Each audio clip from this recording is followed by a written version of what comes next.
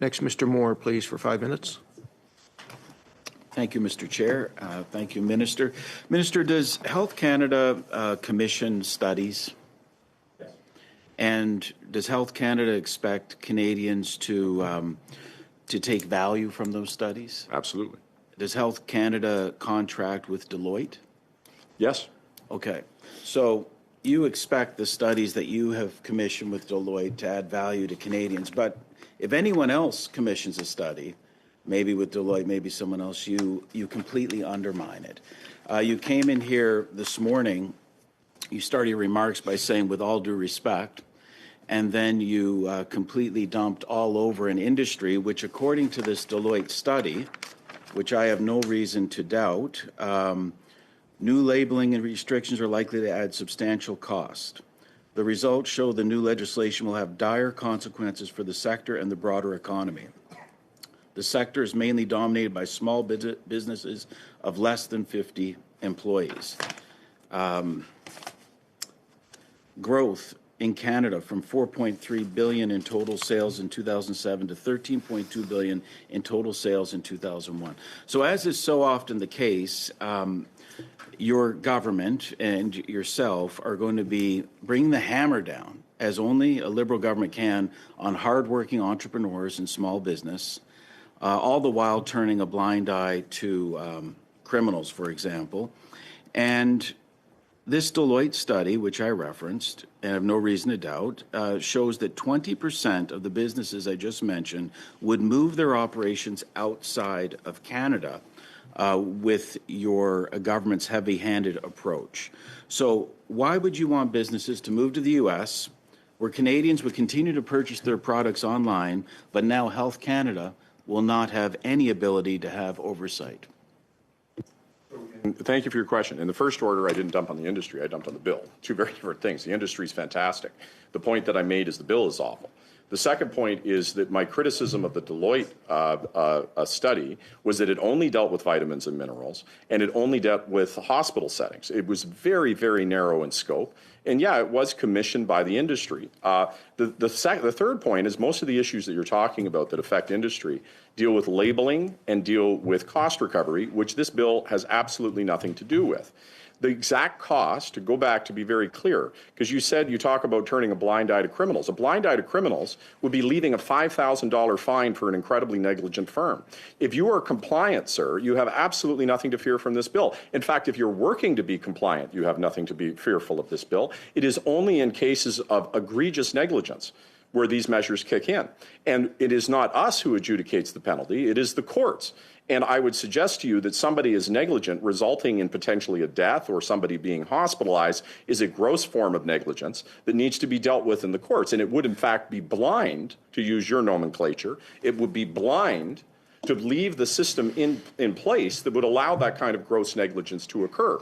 And lastly, in terms of the Canadian brand, why would you go and buy something from any country other than one that had the best regulatory regime to make sure they're safe? And whether or not it was smoke-free Ontario or seat belts, I heard these arguments again and again and again. You do something that creates safety, you're going to kill business.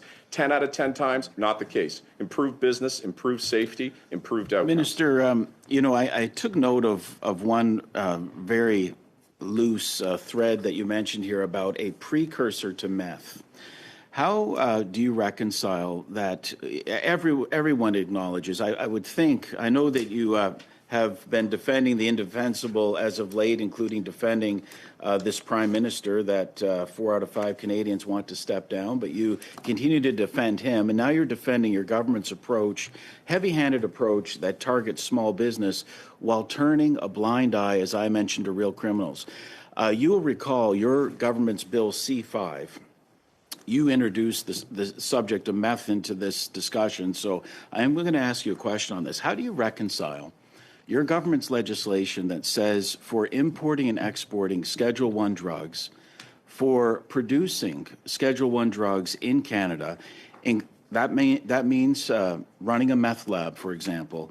Now an individual convicted of running a meth lab or importing meth or importing a precursor product for meth or cocaine or heroin, now they can serve their sentence from the comfort of their home. I think Canadians now know with hindsight that your government got it wrong when it came to illegal drugs.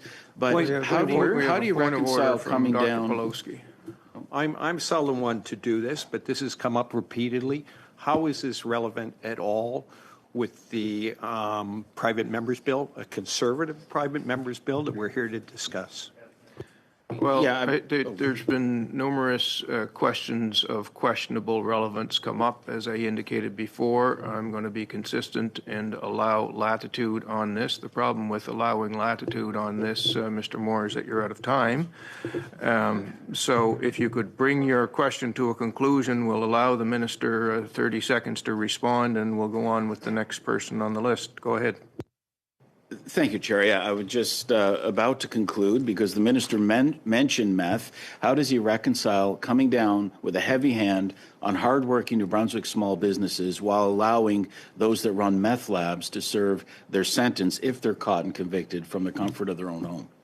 First of all, the only response, thing, please. yeah, Minister. sure. And look, I wouldn't want to ask questions about this horrible bill either, but in the first order, the only people that are coming down hard on are people who are negligent and wildly out of compliance.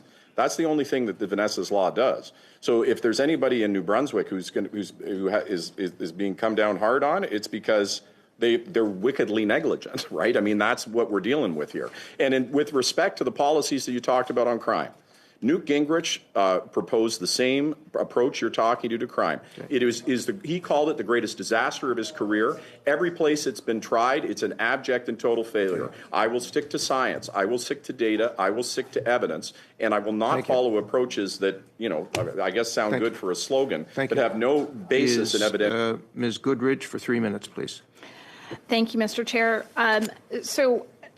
Was there a gender-based analysis done prior to the Omnibus Bill through the Budget Implementation Act of 2023 performed? Yes or no? Yes, and with respect to using the Budget Implementation Act for regulations as normal practice. It was done by Conservative and Liberal government. Yes, I'm fully aware.